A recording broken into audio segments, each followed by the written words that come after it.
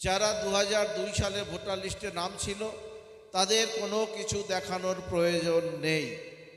আর যারা 2002 সালের পরে ভোটার লিস্টে নাম আছে বা নাম তুলেছেন তাদের জন্য 2002 সালের আগের সরকারি কোনো প্রতিষ্ঠান বা স্কুল যে কোনো একটা ডকুমেন্ট দেখালেই আপনার সেই ভোটার বহাল থাকবে।